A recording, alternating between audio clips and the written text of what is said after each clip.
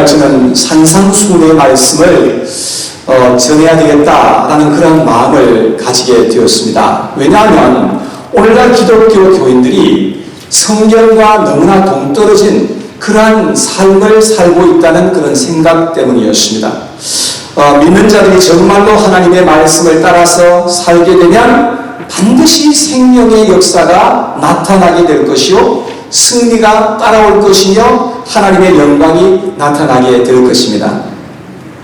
그렇죠? 네. 그런데 너무나 많은 사람들은 성경의 말씀을 바로 알지 못하고 따르지 아니함으로 말미암아서 하나님의 영광이 나타나지 못하게 된다는 것입니다. 그래서 저는 시간이 얼마나 걸릴지는 모르겠지만 계속해서 오늘부터 시작해서 산상수훈의 말씀을 강의하면서 함께 피차에 저도 은혜 받고 여러분들도 함께 은혜 받는 그런 시간들이 되었으면 좋겠습니다. 예수님께서 산에 오르셔서 가르치신 말씀이라고 해서 산상수훈이라고 그렇게 말합니다. 이 가파른 산은 아니었던 것 같고요, 이 원만한 그런 언덕과 같은 그런 곳에 앉으셔서 수많은 사람들 향해서 말씀을 증거하여 주신 것입니다. 그런데 마태복음 5장, 6장, 7장에 있는 이 말씀은 예수님께서 가르치신 그 교훈 중에서 가장 먼저 기록된 그러한 말씀이고요. 그리고 가장 유명하고 그리스도인들이 진정 가져야 할 정신이 무엇인가 하는 것을 가르치신 그런 내용이 담겨져 있습니다. 그래서 토럭이라고 하는 이 학자가 말하기를 산상수훈은 천국의 대헌장이다 라고 그렇게 말을 했고, 또 흑기라고 하는 사람은 산상수훈은 수백 개의 보석으로 꾸며진 왕관이다 라고 그렇게 말을 한 것입니다. 그러니까 이 산상수훈의 내용이 그렇게 귀한 가르침이요 복된 말씀이다 라고 하는 것을 그렇게 표현한 것입니다. 산상수훈에서 제일 먼저 나오는 내용이 바로 팔복입니다. 이 8가지 복을 예수님께서 말씀하셨는데, 예수님께서 말씀하신 이 복은 세상 사람들이 생각하는 그런 복과 정반대의 개념인 것임을 우리가 알 수가 있습니다. 이 복이란 말의 원어의 뜻은 행복하다라는 그런 의미입니다. 이 복은 자신이 노력해서 얻는 그런 세상적인 그런 행복이 아니고 오직 하나님께서 주시는 하늘의 복을 의미하는 것입니다. 이거 참 행복을 의미하는 것입니다. 세상 사람들의 행복의 기준은 학벌이 있고, 그리고 돈을 많이 가지면 그것이 행복이라고 그렇게 생각을 합니다. 그리고 남에게 얻는 것을 가지고 있을 때 행복함을 느끼는 그러한 경우가 많습니다. 그래서 새로운 전화기가 나오면 다른 사람이 갖기 전에 내가 가장 먼저 가지기 위해서 밤새도록 줄을 서가지고 기다렸다가 그거를 먼저 가지려고 하는 그런 사람들도 있습니다. 그래서 남이 가지지 못한 것을 자기가 가졌을 때 누리는 어떤 그런 행복, 그러면서 막 자랑하는 그러한 사람들도 있는 것을 보는데, 그러한 행복은 우리가 잠시 그저 가지는 그런 행복에 지나지 않는 것입니다. 그런데 하나님을 믿는 참 그리스도인들이 가지는 행복은, 우리 하나님께서 주시는 그런 행복은 어떤 것인가? 라고 하는 것을 우리가 한번 생각해 봐야 할 것입니다. 첫째, 우리 그리스도인들이 가지는 행복은 마음이 가난한 것입니다. 그리고 둘째, 슬퍼해야 할 때 슬퍼하는 것입니다. 셋째, 함께 싸우는 대신에 참는 것입니다. 넷째, 세상과 타협하는 대신에 바르게 살아가는 것입니다. 다섯째, 사람들에게 동정하고, 여섯째, 정직하게 살고, 일곱째, 화해의 손을 먼저 내밀고, 여덟째, 의를 위해서 고난과 핍박을 받는 것이라고 예수님께서 그렇게 말씀해 주셨습니다. 여러분, 만약에 우리가 세상에서 이렇게 살아간다면 엄청나게 손해를 보게 될 것입니다. 그리고 이것은 정말로 바보 같은 짓인 것입니다. 그런데 예수님의 이 가르침을 따라서 그렇게 살아가면 우리가 행복하게 된다는 것입니다. 주님께서 그렇게 말씀하신 것입니다. 여러분, 그 이유가 무엇일까요? 그 이유는 다른 데 있는 것이 아니라 오직 한 가지, 우리가 하나님을 믿기 때문이요, 하나님을 정말로 뜨겁게 사랑하기 때문이며, 그 하나님께서 우리와 함께 하시기 때문인 줄로 믿으시기를 바랍니다. 세상의 것은 좀 손해를 볼지라도 하나님께서 우리에게 주시는 위로가 있고, 구원과 상급이 있기 때문에 우리는 그런 것으로 말미암아서 행복할 수가 있다고 말씀하는 것입니다. 우리가 정말로 행복하고 영원히 행복하기 위해서 우리는 어떻게 해야 할 것인지 주님의 말씀을 잘 들어보면 좋겠습니다. 구약에서는 이스라엘 백성들이 율법을 받을 때에 어디서 받았습니까? 시내산에서 받았습니다. 그리고 율법을 받는 그 현장은요, 천둥이 막 치고 번개가 막 그냥 번쩍번쩍하고 그리고 두려움 속에서 율법을 받은 것입니다. 자, 그런데 예수님도 산에서 오늘 보니까 말씀을 주셨죠. 그런데 지극히 평화로운 가운데서 복된 삶이 무엇인가 하는 것을 우리에게 말씀해 주신 것을 볼 수 있는데, 이 산상수훈은 예수님께서 율법을 재해석해 주신 것이고, 그리고 율법의 정신이 무엇인가, 율법 그 자체를 말하는 것이 아니라 율법의 정신이 무엇인지를 우리에게 말씀해 주신 것입니다. 예수님이 우리에게 주시고자 하시는 이 복은 어떤 것인지 함께 살펴보면서 같이 은혜 받는 시간 되었으면 좋겠습니다. 함께 은혜 받으십시다. 여러분, 우리가 말씀을 받을 때에 마음을 열고 함께 은혜 받는 그런 시간이 되어야 하겠습니다. 첫째, 3절에 보면 예수님은 심령이 가난한 자는 복이 있나니 천국이 그들의 것이니요 라고 그렇게 말씀을 하셨습니다. 심령이라는 말은 원어로 뉴마라는 그런 말인데, 이 말의 의미는 영혼이라는 그런 뜻입니다. 그러니까 우리의 영혼에 갈급함을 가지는 것입니다. 우리의 영혼에 그 갈증을 가지고 있다는 것을 말씀하고 있는 것입니다. 우리의 영혼의 고난과 가난함을 언제 느끼는 것 같습니까? 우리가 이 세상을 살아가다가 보면 어떤 때는 너무나 큰 어려움을 만나고 절체절명의 위기를 만날 때가 있는데, 그러한 때에 심령이 가난하게 되는 그런 경우가 많이 있는 것입니다. 그런데 고통 속에서 두 가지의 결과가 나타나게 되는 것입니다. 어떤 사람은요, 마음이 아주 가난하게 됩니다. 정말로 마음이 가난한 그런 마음이 되는데, 어떤 이들은 마음이 괴팍해지고 완고해지는 그런 경우도 있다는 것을 우리는 알게 되는 것입니다. 그런데 우리가 고통당하고 어려움 속에 있을 때에 마음이 강팍해지면 곤란한 것입니다. 그렇게 되면 우리는 잘못될 가능성이 높아지게 되는 것입니다. 그런데 우리 하나님은 무수한 고난과 문제와 어려움을 통해서 우리의 마음을 낮추시고 가난하게 하시는 것을 알 수가 있습니다. 왜냐하면 그러한 그 가난함 속에서 우리가 하나님을 찾게 되어 있고 하나님의 말씀을 잘 받을 수 있는 상태가 되기 때문에 그런 것입니다. 꽤 많은 사람들은 그래서 감옥 속에 들어가서요, 마음이 가난하게 되어서 하나님을 만나는 사람들이 꽤 많다는 것을 우리는 잘 알고 있습니다. 또 어떤 사람들은요, 자살을 하려 하다가 그야말로 자살하기 바로 마지막 순간에 극적으로 하나님을 만나는 그런 사람들도 없지 않아 있다는 것을 보게 되는 것입니다. 그래서 고통은 우리가 하나님을 만날 수 있는 절호의 기회가 된다는 것을 여러분 기억하시기를 바랍니다. 심령이 가난한 자는 하나님의 말씀이 맛있고 달게 되어 있습니다. 그러나 마음이 교만하고 부유하게 되면 하나님의 말씀이 절대로 내 마음까지 닿지를 못하게 되는 것입니다. 그것은 마치 배가 부를 때에 그 어떤 것도 달갑지 않은 것과도 마찬가지인 것입니다. 그러나 배가 고파 보십시오. 여러분, 뭘 먹어도 아주 그냥 꿀맛인 것입니다. 우리의 마음이 교만하고 부유한지 아니면 겸손하고 가난한지 말씀을 들을 때 보면, 또 말씀을 읽을 때 보면 우리가 알게 되는 것입니다. 말씀을 들을 때 이건 다 아는 말씀인데 하는 그런 생각, 이건 김집사한테 하는 말씀이고 말씀이 오늘 왜 이렇게 길지? 이렇게 생각이 든다고 한다면 아마도 우리의 영혼이 교만한 상태일 것이라고 저는 그렇게 봅니다. 근데 말씀이 쏙쏙 내 마음속에 닿고 그 말씀이 너무나 달다고 한다면 우리의 마음이 가난한 상태에 있을 가능성이 있는 것입니다. 그래서 심령이 가난한 자가 복이 있다고 성경은 우리에게 말씀하고 있습니다. 왜냐하면 심령이 가난할 때에 우리가 하나님을 찾게 되고 우리가 하나님을 만나게 되고 더 깊이 만나는 그런 은혜가 임하기 때문에 그런 것입니다. 고라자서는 시편 42편 1절에서 이렇게 고백을 하였습니다. 함께 한번 앞을 보시고 읽어볼까요? 시작. 하나님이여 사슴이 시냇물을 찾기에 갈급함같이 내 영혼이 주를 찾기에 갈급하니라 라고 했습니다. 이 고라자손은 영혼이 갈급하기 때문에 사슴이 시냇물을 찾기에 그렇게 갈급함같이 그렇게 하나님을 찾았던 그러한 것을 볼 수가 있습니다.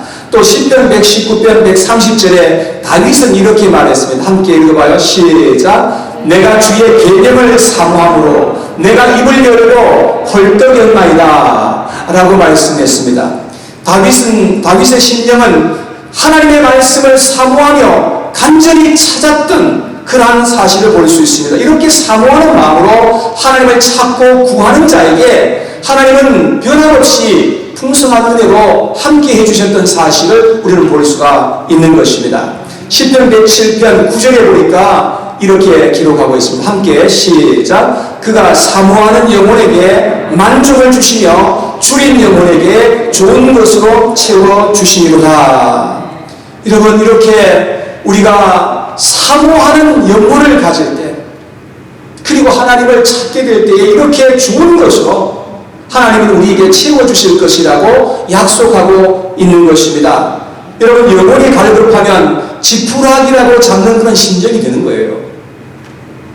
물에 빠진 사람은요, 자기 손에 뭔가 잡히는 것을 결사적으로 붙잡으려고 하는 것을 볼 수가 있습니다. 그와 같이 간절히 찾는 자를 신실하신 하나님은 꼭 만나주시고 좋은 것으로 채워주신다는 것을 꼭 믿으시기를 바랍니다. 그런데 우리에게 가장 큰 문제가 뭐냐면 하나님의 말씀에 대한 갈급함과 사모함이 없다는 것입니다. 여러분, 물이 없어서 우리가 목이 막 그냥 타오르면 어떻습니까? 고통스럽죠. 우리의 마음이 갈급할 때 어떻습니까? 그것은 또 다른 고통입니다. 마음의 고통이에요. 자, 그런데 하나님 없이도 별 문제 없이 잘 살아갈 수 있겠지라고 생각한다면 갈급해야 할 이유가 없어지는 것입니다. 그러나 우리가 알고 보면 지금 우리는 죽음 앞에서 한 걸음 한 걸음 시한부의 인생을 지금 살아가고 있는 것입니다. 또 우리가 언제 죽을지도 모르는 그런 불확실함 속에서 우리는 하루하루 지금 살아가고 있는 것 아닙니까? 그래서 이 세상에 살아가는 우리 모든 사람들에게 정말로 필요한 것은 우리 하나님 자신이신 것임을 믿으시기 바랍니다. 우리 하나님 외에 우리가 무엇을 더 우리가 찾아야 할 것이 무엇이란 말입니까? 여러분, 오직 하나님이 우리에게서 지금 가장 필요한 존재이라는 사실을 우리가 알아야 되는 것입니다. 우리는 우리의 가련함과 연약함과 사악함을 절실하게 깨닫고 가난한 심정이 되어야 한다는 것을 주님께서 가르쳐 주신 것입니다. 그러한 마음을 가진 자가 진정 행복한 자인 것을 꼭 믿으시길 바랍니다. 그러한 자들이 하늘에 약속된 것을 받게 될 것이라고 예수님께서 말씀하시는 것입니다. 그러한 자들이 천국을 맛보게 될 것이라고 그렇게 말씀을 하고 있는 것입니다. 심령이 가난한 자는 복이 있나니 천국이 저희 것이요 라고 말씀을 하셨습니다. 두 번째, 예수님은 애통하는 자는 복이 있나니 저희가 위로함을 받을 것이요 라고 말씀을 하셨습니다. 죄에 눌리고 여러 가지 고통 때문에 눌릴 때 사람들은 여러 가지로 반응을 하는 것입니다. 어떤 사람은 그 고통 속에서 불평하고 원망하고 거칠게 막 그냥 행하고 그렇게 살아가는 사람들도 있습니다. 어떤 사람은 낙심하고 좌절해버립니다. 그래서 술을 마시든지 세상의 어떤 것에 심취하면서 그렇게 살아가는 사람들도 있는 것을 보게 되는 것입니다. 사람들은 거의 다 이런 식으로 반응하면서 살아가는 것이죠. 자, 그런데 복 있는 사람은 하나님 앞에서 애통해 하는 자라고 예수님께서 그렇게 말씀을 하십니다. 그러면 복 있는 사람은 무엇 때문에 울고 무엇 때문에 애통해 하는 것입니까? 몇 가지 이유가 있습니다. 첫째는 자신의 죄 때문에 괴로워하며 하나님 앞에서 애통해 하는 것입니다. 자신의 죄가 너무나 부끄럽고 죄송해서 하나님 앞에서 우는 겁니다. 다윗은 하나님 앞에서 범죄하고 얼마나 애통해하고 울었는지 눈물로 요를 적신다고 그렇게 말했습니다. 여러분, 이런 사람이 진짜 괜찮은 사람 아닙니까? 자신의 죄 때문에 하나님 앞에서 우는 자들은 반드시 하나님께서 위로해 주시고 그 마음을 어루만져 주실 것임을 여러분 꼭 믿으시길 바랍니다. 요엘서 2장 12절 말씀에 보면 이렇게 기록했습니다. 여호와의 말씀에 너희는 이제라도 금식하고 울며 애통하고 마음을 다하여 내게로 돌아오라 하셨나니 그랬습니다. 여러분, 우리가 이제라도 금식하고 울며 애통하고 마음을 다해서 돌아오라 이렇게 말씀을 합니다. 자신의 죄 때문에 이렇게 애통해하고 우는 자가 진정 복이 있는 자라고 주님께서는 말씀하셨습니다. 두 번째, 하나님 앞에서 의를 행하려고 하는데 의를 행하는 대신에 자꾸 불순종하는 자신의 모습 때문에 괴로워하며 애통해하는 것입니다. 사도 바울은 말하기를 오호라 나는 곤고한 자로다. 누가 이 사망의 몸에서 나를 건져내랴 하면서 하나님 앞에서 탄식하는 것을 볼 수 있습니다. 자기가 원하는 것은 이건데 자꾸 자기가 원하는 쪽이 아닌 자꾸 다른 방향으로 가려고 하는 우리의 습성이 있기 때문이었습니다. 죄를 지으면 안 된다는 것을 알지만 어쩔 수 없이 죄를 짓는 자신의 모습이 괴로워서 애통해하는 것입니다. 셋째, 자신은 불의를 행하지 않았는데 누군가에 의해서 미움을 당하고 고통을 받을 때에 탄식하고 애통하는 그런 경우도 있습니다. 근데 속상해서 혼자서 울고 불고 하는 그런 애통이 아니고 하나님 앞에 나와서 하나님 앞에서 애통해야 하는 자가 복이 있다는 것입니다. 네 번째, 나라가 부패하고 타락하여서 하나님의 심판 가운데 있을 때 나라를 위해서 애통하는 그러한 사람들도 있었습니다. 대표적인 사람이 느헤미야와 예레미야 선지자였습니다. 미가 선지자도 미가서 1장 8절에서 9절에 이렇게 말했습니다. 이러므로 내가 애통하며 애곡하고 벌거벗은 몸으로 행하며 들깨같이 애곡하고 타조같이 애통하리니 이는 그 상처는 고칠 수 없고 그것이 유다까지도 이르고 내 백성의 성문 곧 예루살렘에도 미쳤음이니라. 여러분, 미가 선지자는 유다 백성의 타락함과 부패로 말미암아서 임하게 될 하나님의 심판 때문에 너무나 고통하면서 몸부림하였던 그의 모습을 여기에서 볼 수가 있는 것입니다. 다섯 번째, 이웃이 슬픔을 당하거나 사망하였을 때에 애통하는 그런 경우도 있었습니다. 다윗은 사울 왕과 요나단이 죽었다는 소식을 전해 들었을 때에 얼마나 애통해하면서 하나님 앞에 그렇게 애가를 지어서 불렀던 것을 우리가 볼 수가 있습니다. 여러 가지 이유 때문에 사람들은 애통해할 수 있습니다. 여러분, 그런데 무엇보다도 하나님 앞에서 애통해하는 자가 복이 있는 자라고 그렇게 말씀을 하십니다. 왜냐하면 그들은 하나님께서 주시는 위로가 풍성하게 임할 것이기 때문에 그렇다는 것입니다. 위로라는 이 단어는 파라칼레오라는 그런 말이거든요. 이 파라칼레오라는 이 단어는 곁으로 불러주신다는 그런 의미입니다. 그런데 성령을 가리키는 이 단어가 있는데 파라클레토스라는 그런 말입니다. 이 단어의 뜻은 뭐냐면 위로자라는 그런 뜻이거든요. 그러니까 우리가 하나님 앞에서 애통해하면서 기도할 때에 성령께서 우리를 하나님 곁으로 불러주신다는 거예요. 그러면 하나님께서 우리에게 위로를 주시고 은혜를 베풀어 주신다는 그런 말씀인 것입니다. 하나님은 때로 우리에게 마음의 평안과 기쁨을 주십니다. 때로는 우리에게 소망을 주셔서 다시금 일어서게 하시는 것입니다. 때로는 기도 응답으로 문제를 해결해 주시는 것입니다. 사무엘상 1장 10절에 보면 한나가 마음이 괴로워서 여호와께 기도하고 통곡하며 라고 그렇게 되어 있습니다. 여러분, 한나는 마음이 너무 괴로웠어요. 그래서 하나님 앞에 나가서 통곡하며 기도하는 그의 모습을 볼 수가 있는 것입니다. 여러분들에게 어려움이 있을 때에 하나님 앞에서 정말 그렇게 애통해하며 기도해 본 적이 있으신지요? 여러분, 그럴 때 하늘의 위로가 그에게 임하였던 것을 볼 수가 있습니다. 한나는 아마도 성령의 임재 속에서 깊이 기도하면서 마치 술 취한 사람처럼 그렇게 보였던 것 같습니다. 그래서 엘리 대제사장은 포도주를 이 여자가 너무 많이 마셨는가 보다 그래가지고 포도주를 끊어라 그렇게 책망을 하였던 것입니다.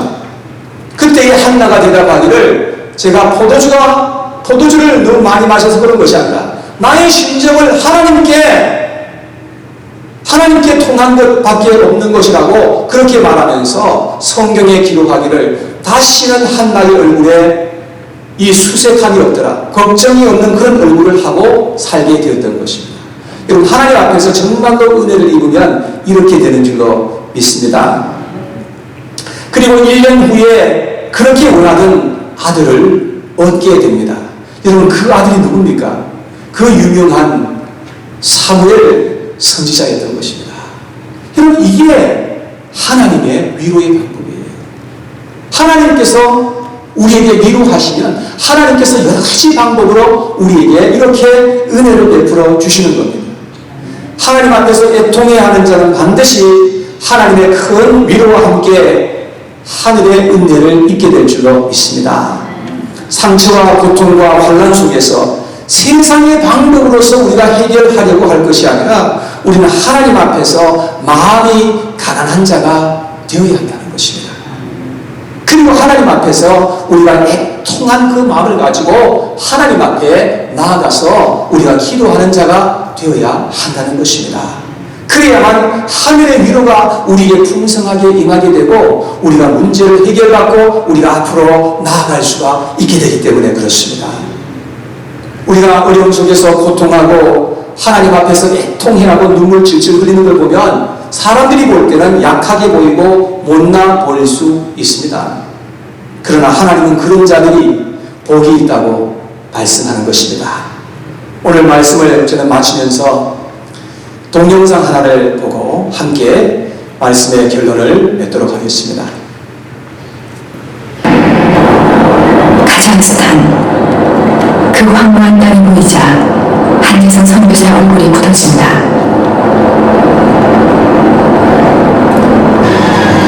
다시는 못 올 것 같았던 이 땅에 내리자 바위처럼 억눌렸던 눈물의 샘이 다시 터졌다. 이렇게 빨리 이곳에 보내실 줄은 몰랐다. 사실 있다고 방문하면 참 그렇게 어려운 그런데도 하나님 가게라 저는 이거 생각도 못했었어요. 아내를 거둬가서 땅이다 이렇게 생각하니까 이 저하고 또 다른 거예요. 이제 이 땅을 바라보는 게 느낌이 아내와 늘 다니던 그 길을 보자 다시 견딜 수 없다. 나에게 왜 이런 슬픔을, 아픔을 주셨나요? 알지만 여전히 묻고 싶다. 이 애통의 의미는 무엇인가요? 피 흘림이 없으면, 고난이 없으면 회복이 없음을 증명이라도 하듯이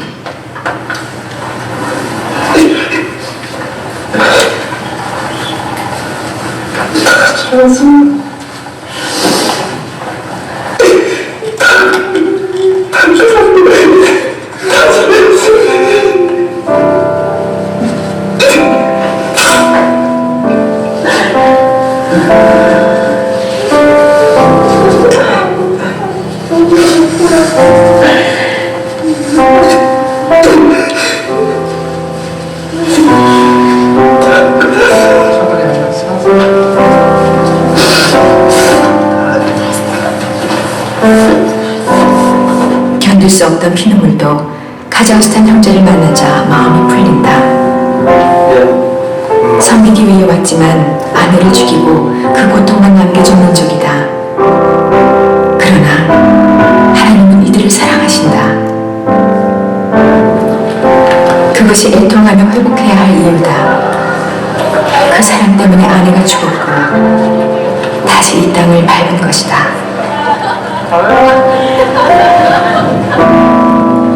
이 세상 모든 애통의 의미는 그 사랑 때문이다. 그 사랑을 열매 맺기 위해서, 그 애통을 애통함으로 회복하기 위해서 아내의 빚값 제가 그 열매를 받아내고 싶고 가장인 하나님 그토록 사랑하시는 거 지금 알았습니다. 저도 그 땅에